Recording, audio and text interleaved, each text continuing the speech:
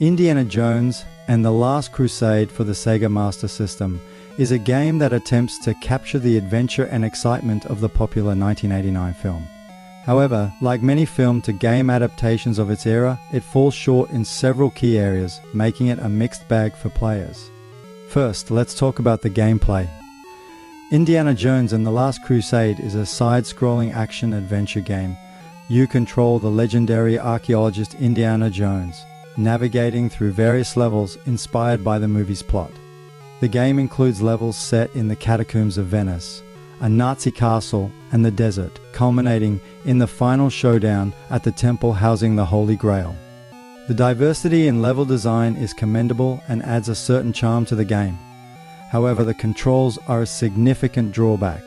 They are often clunky and unresponsive, which can be frustrating when precise movements are required.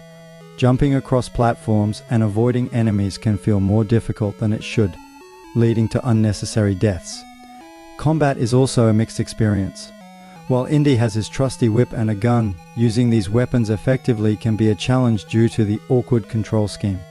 The graphics in Indiana Jones and the Last Crusade for the Sega Master System are decent for the time, but they don't particularly stand out.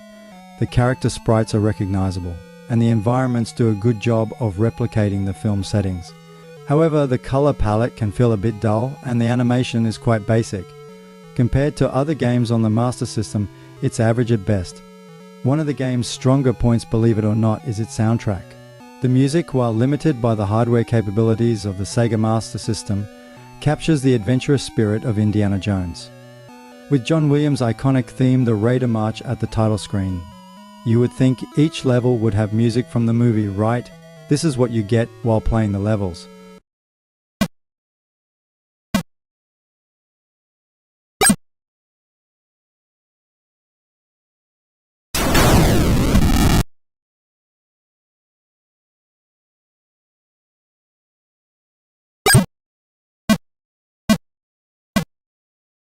Such a waste considering how amazing the movie soundtrack is.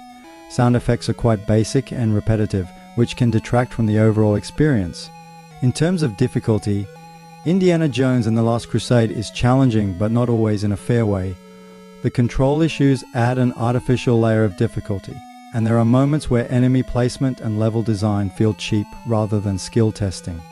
For example, enemies can often hit you from off-screen, giving you little time to react. This trial and error approach to gameplay can be frustrating, especially for younger players or those new to the genre. The game's story attempts to follow the plot of the film, but given the limited capacity for narrative on the Sega Master System, it doesn't quite capture the essence of the movie. There are no text-based cutscenes to provide context, so that's a missed opportunity. Fans of the movie might be disappointed by the lack of memorable moments and character interactions. Replayability is another aspect where the game falls short. Once you've completed the game, there isn't much incentive to go back and play it again.